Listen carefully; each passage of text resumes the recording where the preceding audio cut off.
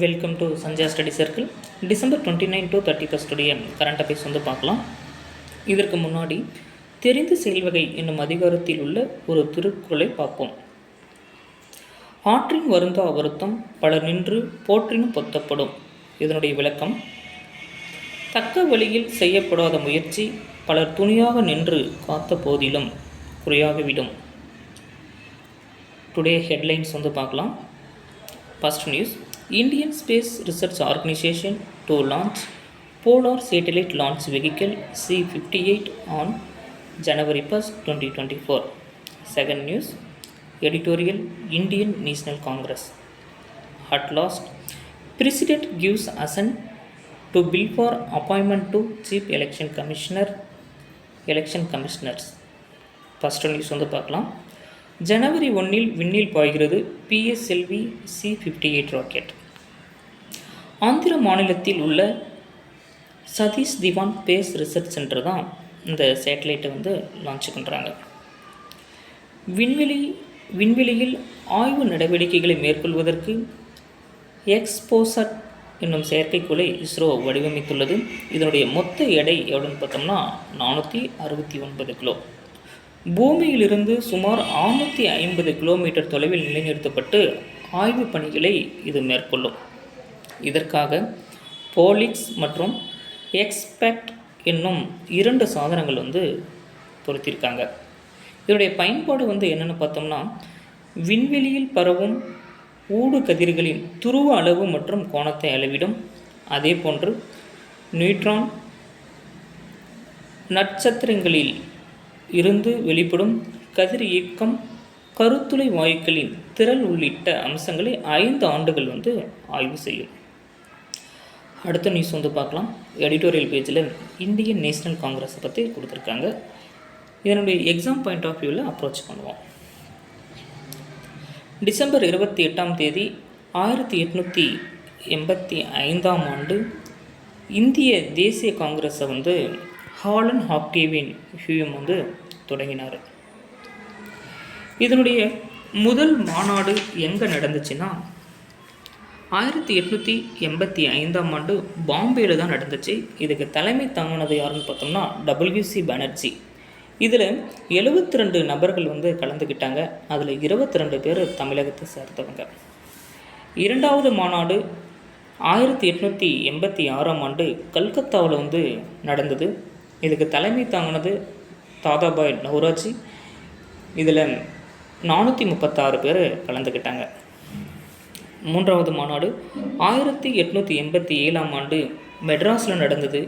இதுக்கு தலைமை தாங்கினது யாருன்னு பார்த்தோம்னா பக்ருதீன் தியாப்ஜி. இம்மாநாட்டில் 607 பேர் கலந்துக்கிட்டாங்க. இதில் 362 பேர் தமிழகத்தை சேர்ந்தவங்க. தற்போது இருக்கிற 1000 லைட்டில் தான் அந்த மாநாடு நடந்துச்சு. அதே மாதிரி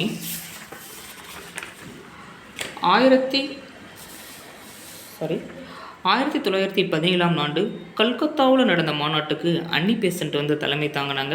இவங்க தான் first woman president of Congress.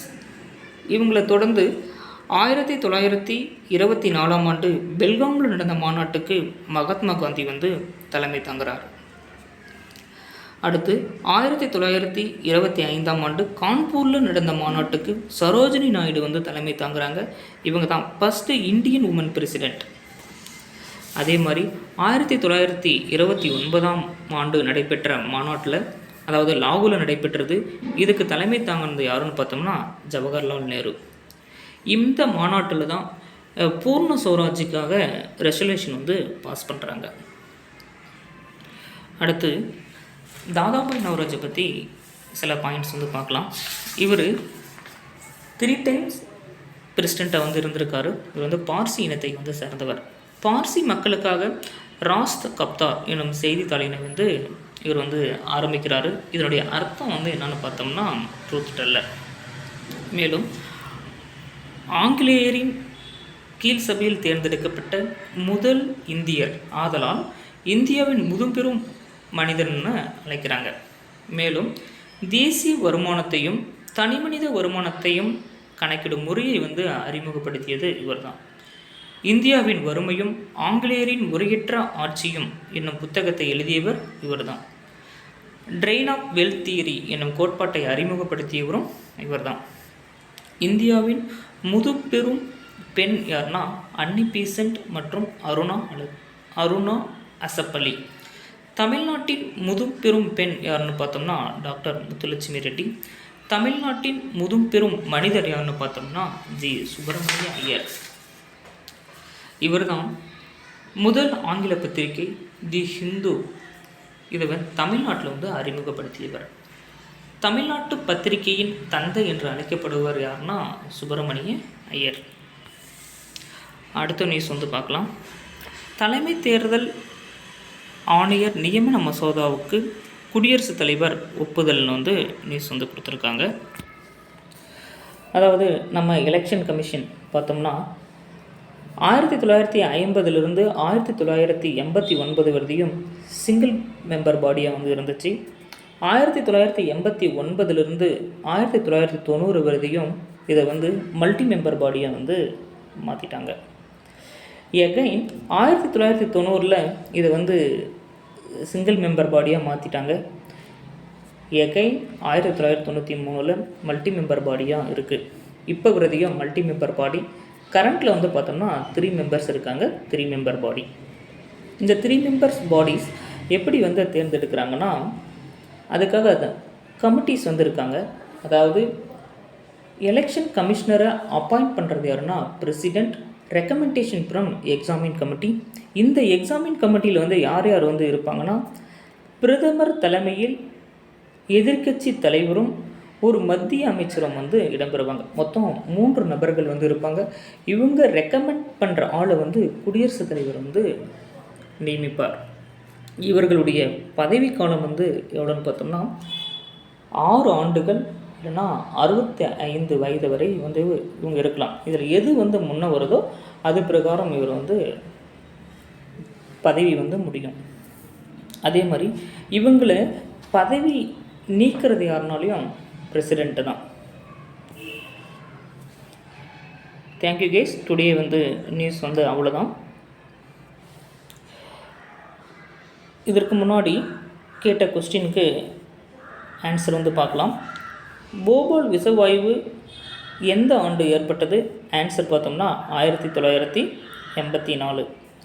ரெண்டாவது கொஸ்டின், இந்திய வானிலை ஆய்வு மையம் எப்போது தொடங்கப்பட்டது? ஆன்சர் பார்த்தோம்னா 1875.